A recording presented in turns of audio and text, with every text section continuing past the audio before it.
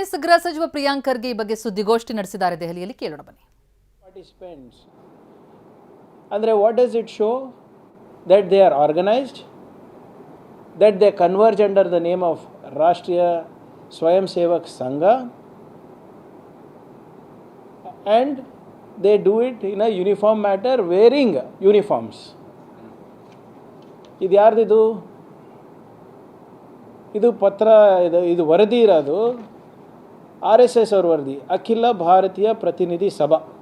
ಈಗ ನನ್ನ ಪ್ರಶ್ನೆ ಇರೋದಿಷ್ಟೇ, ಯಾವ ಸಂಸ್ಥೆ ಸುಮಾರು 4127 ಶಾಖೆಗಳು ನಡೆಸ್ತವೆ, ಯಾವ ಸಂಸ್ಥೆ 500ರಿಂದ 62 ಪಥಸಂಚಲನ ಮಾಡ್ತವೆ ಕರ್ನಾಟಕದಲ್ಲಿ, ಕರ್ನಾಟಕದ ಹೈಕೋರ್ಟ್ ಆರ್ಡರನ್ನು ಉಲ್ಲಂಘಿಸಿ ಸುಮಾರು 20 ಲಕ್ಷ ಜನ ಸೇರ್ತಾರೆ ಅಂದರೆ ಇದನ್ನು ನಾವು ಪ್ರಶ್ನೆ ಮಾಡಬಾರ್ದ? ಆಮೇಲೆ ನಾನೇನು ಇಂಡಿವಿಜುವಲ್ ಆಗಿ ಕೇಳ್ತಾ ಇಲ್ಲ ಅಲ್ಲ, I am asking this question as the home minister of Karnataka. ಒಬ್ಬ ಭಾಳ ಜವಾಬ್ದಾರಿ ಸ್ಥಾನದಲ್ಲಿ ಇರುವಂಥ ವ್ಯಕ್ತಿ ಆಗಿರೋದ್ರಿಂದ ನಾನು ಈ ಪ್ರಶ್ನೆಯನ್ನು ಕೇಳ್ತಾ ಇರೋದು.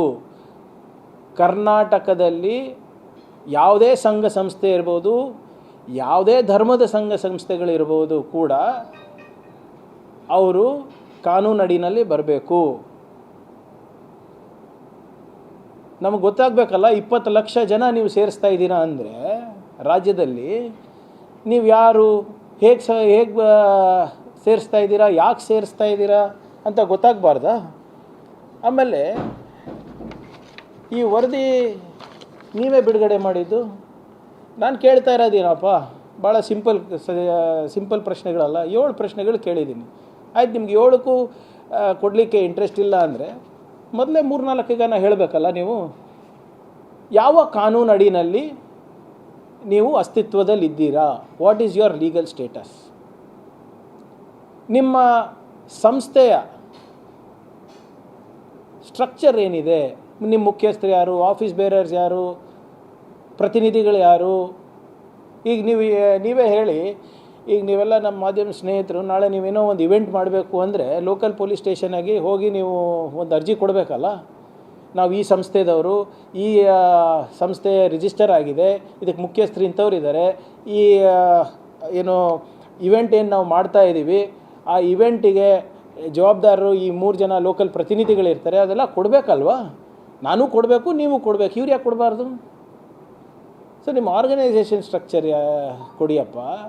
ನಿಮ್ಮ ಆಫೀಸ್ ಬೇರರ್ಸ್ ಯಾರಿದ್ದಾರೆ, ಆಥರೈಸ್ ರೆಪ್ರೆಸೆಂಟೇಟಿವ್ಸ್ ಯಾರಿದ್ದಾರೆ, ಮತ್ತು ಇಷ್ಟು ದೊಡ್ಡ ಆಪ್ರೇಷನ್ ನಡೆಸ್ತಿರಲ್ಲ, ಸುಮಾರು 20 ಲಕ್ಷ ಜನ ಸೇರಿಸ್ತಾ ಇರ್ತಿರಲ್ಲ ನೀವು, ಇದಕ್ಕೆ ದೇಣಿಗೆ ಹೇಗೆ ಬರ್ತಾ ಇದೆ, ಯಾರು ಕೊಡ್ತಾ ಇದ್ದಾರೆ ಕೇಳಬೇಕಲ್ವಾ?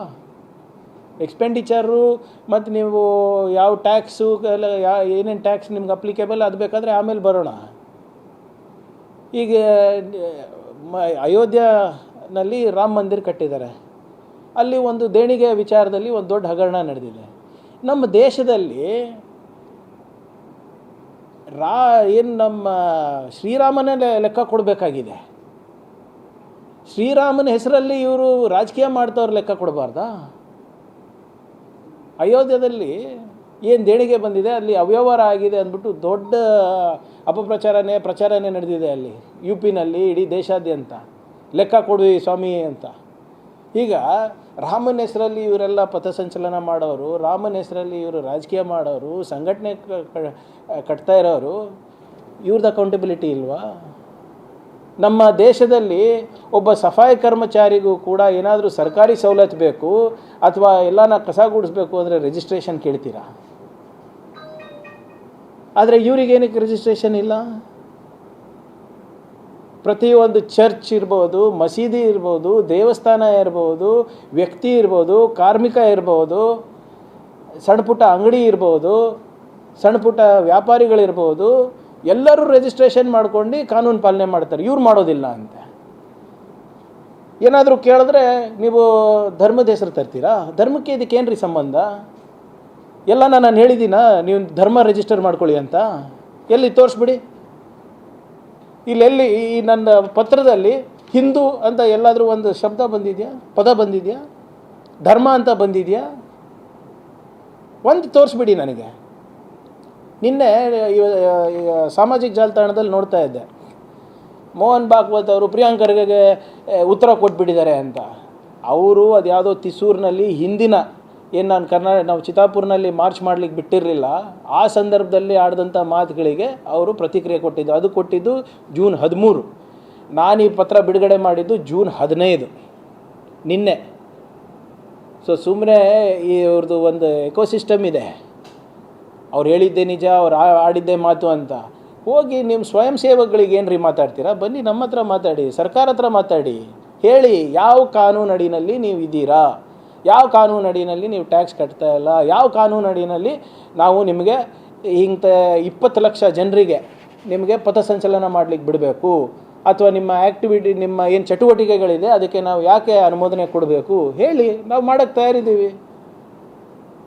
ನಾನು ಯಾವಾಗ ಹೇಳಿದ್ದೀನಿ ನಿಮ್ಗೆ ಮಾಡೋಕ್ಕೆ ಬಿಡೋದಿಲ್ಲ ಅಂತ? ಬೇರೆ ಸಂಸ್ಥೆಗಳಿಗೆ ಹೆಂಗೆ ಕಾನೂನು ಅನ್ವಯ ಆಗ್ತದೆ ಅದೇ ನಿಮಗೂ ಅನ್ವಯ ಆಗಬೇಕಲ್ವಾ? ಈಗ ಅಮೇರಿಕಾನಲ್ಲಿ RSS ಅವರು ಲಾಬಿ ಮಾಡಿದ್ದಾರೆ, ಗೊತ್ತಿರಬೇಕಲ್ಲ ತಮಗೆಲ್ಲ. ಸ್ಕ್ವೇರ್ ಪ್ಯಾಟರ್ನ್ ಬಿಗ್ಸ್ ಅಂದ್ಬಿಟ್ಟು ಒಂದು ಲಾ ಫರ್ಮನ್ನು ಇವ್ರು ಹೈರ್ ಮಾಡ್ತಾರೆ. ಏನಕ್ಕೆ? ಅಮೇರಿಕಾನಲ್ಲಿ RSS ಬಗ್ಗೆ ತಪ್ಪು ಕಲ್ಪನೆ ಇದೆ ಅಂದ್ಬಿಟ್ಟು ಡಿಪಾರ್ಟ್ಮೆಂಟ್ ಆಫ್ ಜಸ್ಟಿಸ್ ಒಂದು ರಿಪೋರ್ಟ್ ತರುತ್ತೆ ಅಧಿಕೃತವಾಗಿ, ಈ ಸಂಸ್ಥೆ ಸರಿ ಇಲ್ಲ ಅಂತ. ಇವರಿಗೆ ಮತ್ತು ಈ ಕೆಲವು ಇಸ್ಲಾಮಿಕ್ ಸಂಸ್ಥೆಗಳೇನಿದೆ ಅವ್ರಿಗೆ ಹೋಲಿಕೆ ಮಾಡಿ ಒಂದು ವರದಿಯನ್ನು ಕೊಡ್ತಾರೆ ಅವರು. ಇಲ್ಲ ಹಾಗೆ ನಾವು ಇಲ್ಲ ಅಂದ್ಬಿಟ್ಟು ಇವರು ಒಂದು ಲಾಬಿ ಮಾಡಲಿಕ್ಕೆ ಅಂದ್ಬಿಟ್ಟು $330,000 ಒಂದು ಲೀಗಲ್ ಫರ್ಮಿಗೆ ಹೈರ್ ಮಾಡ್ತಾರೆ, ಸ್ಕ್ವೇರ್ ಪ್ಯಾಟರ್ನ್ ಬಿಗ್ಸ್ ಅಂತ. ಸುಮಾರು 3 ಕೋಟಿ ರೂಪಾಯಿ ಒಂದು ಲಾ ಫರ್ಮಿಗೆ ಕೊಡ್ತಾರೆ. ಎಲ್ಲಿಂದ ಬಂತು ಸ್ವಾಮಿ ದುಡ್ಡು? ಇವತ್ತು ಇವರೆಲ್ಲ ಹೋಗ್ತಾ ಇದ್ದಾರಲ್ಲ ಇವರೇ ಅಮೇರಿಕಾಗೆ, ಮೋಹನ್ ಭಾಗವತ್ ಅವ್ರು ಇರ್ಬೋದು, ದತ್ತಾತ್ರೇಯ ಹೊಸಬಾಳೆ ಅವರು ಇರ್ಬೋದು, ಹೋಗಿ RSS ಬಗ್ಗೆ ಪ್ರತಿಪಾದನೆ ಮಾಡ್ತಾ ಇದ್ದಾರಲ್ಲ. Why is it needed? ಏನಕ್ಕೆ? ಹೇಗೆ ಹೋಗ್ತಾ ಇದ್ದಾರೆ ಗೊತ್ತಾಗಬಾರ್ದಾ? ನಾನು ಅಮೇರಿಕಾಗೆ ಹೋದರೆ, ರಾಹುಲ್ ಗಾಂಧಿ ಅವರು ಹೋದರೆ ನೀವೆಲ್ಲ ಕೇಳ್ತೀರಾ ಎಲ್ಲಿಂದ ಬಂತು ದುಡ್ಡು, ಹೇಗೆ ಬಂತು, ಅದು ಯಾರು ಕೊಡ್ತಾ ಇದ್ದಾರೆ, ಯಾರು ಸ್ಪಾನ್ಸರ್ ಮಾಡ್ತಾ ಇದ್ದಾರೆ, ನಿಮ್ಗೆ ಯಾರು ಸ್ಪಾನ್ಸರ್ ಮಾಡ್ತಾ ಇದ್ದಾರೆ ಸರ್ಕಾರ ತಿಳ್ಕೊಳೋದು ಬೇಡವಾ? ಒಬ್ಬ leader of opposition of Lok Sabha ಹೋದರೆ ನಿಮ್ಗೆ ತೊಂದರೆ, ಲೀಗಲಿ ಹೋದರೆ ತೊಂದರೆ. ಇವರೆಲ್ಲ ಹೆಂಗೆ ಹೋಗ್ತಾ ಇದ್ದಾರೆ? ನಮ್ಮ ಮಾಧ್ಯಮ ಸ್ನೇಹಿತರಿಗೆ ಗೊತ್ತಿದೆ, ನಾನು ಸರ್ಕಾರಕ್ಕೆ ಬಂಡವಾಳ ತರಲಿಕ್ಕೆ ಹೋದಾಗ ನನಗೆ ಪರ್ಮಿಷನ್ ಕೊಟ್ಟಿಲ್ಲ. ಇವ್ರು ಯಾವ ಅಡಿನಲ್ಲಿ ಹೋಗ್ತಾ ಇದ್ದಾರೆ, ಇವ್ರು ಯಾವ ಬಂಡವಾಳ ತರ್ತಾ ಇದ್ದಾರೆ, ಇವ್ರದ್ದೇನು ಚಟುವಟಿಕೆಗಳೇನು ಕೇಳಬಾರ್ದಂತೆ ನಾವು. ಆಮೇಲೆ ನೋಡಿದೆ ಮೊನ್ನೆ ಮೋಹನ್ ಭಾಗವತ್ ಅವ್ರ ಸ್ಟೇಟ್ಮೆಂಟು. ಅವ್ರೇನು ಹೇಳ್ತಾರೆ, ನಮಗೆ ಏನು ಅವಶ್ಯಕತೆ ಇಲ್ಲ ರಿಜಿಸ್ಟ್ರೇಷನ್. ಧರ್ಮಕ್ಕೆ ಯಾರು ರಿಜಿಸ್ಟ್ರೇಷನ್ ಕೇಳ್ತಾ ಇಲ್ಲ. ಯಾವುದೇ ಧರ್ಮ ಇರ್ಬೋದು, ಬೌದ್ಧ ಧರ್ಮ ಇರ್ಬೋದು, ಜೈನ್ ಧರ್ಮ ಇರ್ಬೋದು, ಬೇರೆ ಯಾವುದೇ ಧರ್ಮ ಇರ್ಬೋದು, ಯಾರೂ ರಿಜಿಸ್ಟ್ರೇಷನ್ ಧರ್ಮಕ್ಕೆ ಕೇಳ್ತಾ ಇಲ್ಲ. ನಿಮ್ಮ ಸಂಘಟನೆಗೆ ಕೇಳ್ತಾ ಇದ್ದೀವಿ, ಉಡಾಫೆಗೆ ಉತ್ತರ ಕೊಡೋದಲ್ಲ. ಯಾವ ಪೇಪರ್ ಇದೆ ತೋರಿಸ್ಬಿಡ್ಲಿ ನನಗೆ. ಬ್ಲ್ಯಾಂಕೆಟ್ ಇಮ್ಯುನಿಟಿ ಕೊಟ್ಟಿದ್ದಾರಾ ಇನ್ಕಮ್ ಟ್ಯಾಕ್ಸ್ ಅಪೆಲೇಟ್ ಟ್ರಿಬ್ಯುನಲ್ ಅವರು? IT ದವರು ಕೊಟ್ಟಿದ್ದಾರೇನ್ರಿ ಬ್ಲ್ಯಾಂಕೆಟ್ ಇಮ್ಯುನಿಟಿ ನಿಮಗೆ ಕಟ್ಟಬಾರ್ದು ಅಂತ? ಕೊಟ್ಟಿದ್ರು ಯಾವ ಅಡಿನಲ್ಲಿ ಕೊಟ್ಟಿದ್ದಾರೆ ಕೊಡಿ, ನಮಗೆ ಪರಿಶೀಲನೆ ಮಾಡ್ತೀವಿ ನಾವು. ನೋಡಿ, this is becoming a mockery of the constitution, mockery of the law. ಆದ್ದರಿಂದ ನನ್ನ ಪತ್ರ ಭಾಳ ಸ್ಪೆಸಿಫಿಕ್ ಆಗಿದೆ. ಇವರೇನು 100 ವರ್ಷ ಇವರು ಆಚರಣೆ ಮಾಡ್ತಾ ಇದ್ದಾರೆ, ಸ್ವಲ್ಪ ಗೌರವಯುತವಾಗಿ ಸಂವಿಧಾನಕ್ಕೆ ಮತ್ತು ಕಾನೂನಿಗೆ ಗೌರವ ಕೊಟ್ಟು ಮಾಡಲಿ ಅಂತ ಅಷ್ಟೇ. ನಾನು ಅವರ ಆಚರಣೆಗೆ ಅಡ್ಡಿಪಡಿಸೋನಲ್ಲ. I do not care, but follow the law of the land, simple as that. ಇದು ಕಾಂಪ್ರಹೆನ್ಸಿಬಲ್ ಆಗಿಲ್ಲ ಅಂದರೆ ನೋಡೋಣ. ಈಗ ಉತ್ತರ ಕೊಡೋಕ್ಕಾಗಲ್ಲ, ನಾವು ಯಾಕೆ ಉತ್ತರ ಕೊಡಬೇಕು ಅಂದರೆ ಕೊಡಲೇಬೇಕು. ಸರ್ಕಾರ ಕೇಳ್ತಾ ಇದೆ ಉತ್ತರ, ಪ್ರಿಯಾಂಕ್ ಖರ್ಗೆ ಕೇಳ್ತಾ ಇಲ್ಲ. ನೀವು ಕರ್ನಾಟಕದಲ್ಲಿ ಇಷ್ಟು ದೊಡ್ಡ ಪ್ರಮಾಣದಲ್ಲಿ ನಿಮ್ಮ ಚಟುವಟಿಕೆಗಳು ನಡೆಸಬೇಕು ಅಂದರೆ ದಯವಿಟ್ಟು ಕಾನೂನಾತ್ಮಕವಾಗಿ ಸಂವಿಧಾನಕವಾಗಿ ನಡೆಸ್ರಿ. ಯಾರೂ ಬೇಡ ಅಂತ ಇಲ್ಲ. ಪಾರದರ್ಶಕತೆ ಇರಲಿ, ಹೊಣೆಗಾರಿಕೆ ಇರಲಿ, ಅಕೌಂಟೆಬಿಲಿಟಿ ಇರಲಿ, ಮಾಡಿ, ನೋ ಪ್ರಾಬ್ಲಮ್. ಆದರೆ ಸುಮ್ಮನೆ ಹಿಂಗೆ ಎಲ್ಲೋ ಹೋಗಿ ನಿಮ್ಮ ಸ್ವಯಂ ಸೇವಕಗಳ ಜೊತೆ ಮಾತಾಡೋದಲ್ಲ, ಬಂದು ನಮ್ಮ ಲಾಯರ್ಗಳ ಹತ್ರ ಮಾತಾಡಿ ಅಥವಾ ನಿಮ್ಮ ಲಾಯರ್ಗಳಿಗೆ ಕಳಿಸಿ. ನಾವೇನು ಹೇಳಿದ್ದೀವಿ ಸ್ಪಷ್ಟವಾಗಿ, ಏನು ನನ್ನ ಪ್ರಾರ್ಥನೆ ಏನಿದೆ, ನೀವು ಆಥರೈಸ್ಡ್ ಆಫೀಸರ್ಸನ್ನು ಡೆಪ್ಯೂಟ್ ಮಾಡಿ ಡಿಸ್ಕಸ್ ಮಾಡೋಣ. ಯಾವ ಕಾನೂನು ಅಡಿನಲ್ಲಿ ನಿಮ್ಗೆ ಇವೆಲ್ಲನೂ ಸವಲತ್ತುಗಳು ಸಿಗ್ತಾ ಇದೆ. ನೀವು ಹೇಳ್ತೀರಲ್ಲ ಅಕೌಂಟೇಬಲ್ ಬೇಡ, ರಿಜಿಸ್ಟ್ರೇಷನ್ ಬೇಡ ಅಂತ, ಓಕೆ ಬೇಡ ಅಂತೀರ. Why is mister Mohan Bhagwat given advance security liaison security detailing? ಯಾರಿಗೆ ಕೊಡ್ತಾರೆ ಗೊತ್ತಾ ಅಡ್ವಾನ್ಸ್ ಸೆಕ್ಯೂರಿಟಿ ಲೈಸನ್ನು? The home minister of India, the minister of external affairs of India. ಯಾವುದಾದ್ರು RSS ದುಡ್ಡು ಕಟ್ತಾ ಇದೆಯಾ? ಟ್ಯಾಕ್ಸ್ ಪೇಯರ್ಸ್ ಮನಿ ಅಲ್ವಾ, ನಿಮ್ಮ ದುಡ್ಡಿಂದ ಅಲ್ವಾ ಇವತ್ತು ಆಗ್ತಾ ಇರೋದು? ಜನರ ತೆರಿಗೆಯಿಂದ ಇವತ್ತು ಮೋಹನ್ ಭಾಗವತ್ ಅವರಿಗೆ ಸೆಕ್ಯೂರಿಟಿ ಕೊಡ್ತಾ ಇದ್ದರೆ ಅದ್ರದ್ದು ಅಕೌಂಟಬಿಲಿಟಿ ಆ ವ್ಯಕ್ತಿಗೆ, ಆ ಸಂಘಟನೆಗೆ ಇರಬೇಕಾ ಇರಬಾರ್ದಾ ತೀರ್ಮಾನ ನಾನು ನಿಮ್ಗೆ ಬಿಡ್ತೀನಿ. You are giving him the security detail which so many heads of state don't have, and then you are telling why should I be answerable? You better be answerable. It is taxpayers money. The security that you get for your marches is taxpayers money. ಏನು ಪಥಸಂಚಲನ ಮಾಡ್ತಾರಲ್ಲ, ನಮ್ಮ ಸಿಬ್ಬಂದಿಗಳು ಹೋಗಿ ಕಾವಲು ಕಾಯ್ತಾರಲ್ಲ, ಅದು ಜನರ ತೆರಿಗೆ ದುಡ್ಡಿಂದ ಕಾಯ್ತಾ ಇರುತ್ತೆ. ಸೊ ನಿಮ್ಮ ಚಟುವಟಿಕೆಗಳೇನಿದೆ, ನಿಮ್ಮ ಆಬ್ಜೆಕ್ಟಿವ್ಗಳೇನಿದೆ, ನಿಮ್ಮ ಉದ್ದೇಶಗಳೇನಿವೆ, ಯಾರು ನಿಮ್ಮ ಆಫೀಸ್ ಬೇರರ್ಸು ಏನು 7 ಪ್ರಶ್ನೆಗಳು ಕೇಳಿದ್ದೀವಿ, ಅದ್ರ ಪ್ರಶ್ನೆಗಳಿಗೆ ಉತ್ತರ ಕೊಡಿ. ಸುಮ್ಮನೆ ನೀವು ಹೇಳಿದ್ರಲ್ಲ, ನಿಮ್ಮ ಆಳು ಮಕ್ಕಳನ್ನ ಬಿಡಬೇಡಿ ಒದರಾಡೋಕ್ಕೆ ಮೈಕ್ ಮುಂದೆ. ನನ್ನ ಬಾಯಿ ಮುಚ್ಚಿಸ್ಬೇಕು ಅಂತ ಇದ್ದೀರಲ್ಲ, ಬಾಯಿ ಮುಚ್ಚಿ ಅಂತ BJP ಅವ್ರು ಹೇಳ್ತಾ ಇದ್ದಾರಲ್ಲ, ದಾಖಲೆ ಕೊಟ್ಬಿಡಿ ಅಪ್ಪ, ಬಾಯಿ ಆಟೋಮ್ಯಾಟಿಕ್ಕಾಗಿ ಮುಚ್ಚೋಗ್ತದೆ. ನೀವು ದಾಖಲೆಗಳು ಕೊಡಲ್ಲ, ಸುಮ್ಮನೆ ಬಂದು ಉಡಾಫಿಯಾಗಿ ಮಾತಾಡಿದ್ರೆ ಅದೆಲ್ಲನೂ ನಾವು ಸ್ವೀಕಾರ ಮಾಡೋಕ್ಕಾಗ್ತದೇನ್ರಿ? Be practical, be legal, show me the documents. ಇಡೀ ರಾಷ್ಟ್ರದಲ್ಲಿ ಈ SIR ಬಂದಾಗ ಇವರೆಲ್ಲರೂ ಕುಡಿದು ಕುಪ್ಪಳಿಸ್ತಾ ಇದ್ರಲ್ಲ ನಿಮ್ಮ BJP ಅವರು, ಕಾಗಜ್ ದಿಖಾಯೆ. ಈಗ ನಾವು ಕೇಳ್ತಾ ಇದ್ರೆ ಆಪ್ಗಾ ಕಾಗಜ್ ದಿಖಾಯೆ ಅಂದರೆ ಇವ್ರಿಗೆ ಪ್ರಾಬ್ಲಮ್ ಆಗಿದೆಯಾ? ಹಾಂ, ಎಲ್ಲರಿಗೂ ಅವ್ರವ್ರ ಪ್ರಮಾಣ ಪತ್ರ ತೋರಿಸಿ ಅಂತ ಇದ್ರು. ನಿಮ್ಮ ಪ್ರಮಾಣ ಪತ್ರ ತೋರಿಸಿಯಪ್ಪ ಅಂದ ತಕ್ಷಣ ನಾವು ಯಾಕೆ ತೋರಿಸ್ಬೇಕು? ಇದು 100 ವರ್ಷದ ಹಿಂದಿನ ಸಂಸ್ಥೆ. ಅಂದರೆ ಕಾಂಗ್ರೆಸ್ ಪಾರ್ಟಿ 140 ವರ್ಷ ಆಗ್ತಾಯಿದೆ ಅಂದರೆ ನಾವು ಟ್ಯಾಕ್ಸ್ ಕಟ್ಟೋದು ಬೇಡವಾ? ನೀವು ಐ ಡೋಂಟ್ ಅಂಡರ್ಸ್ಟ್ಯಾಂಡ್.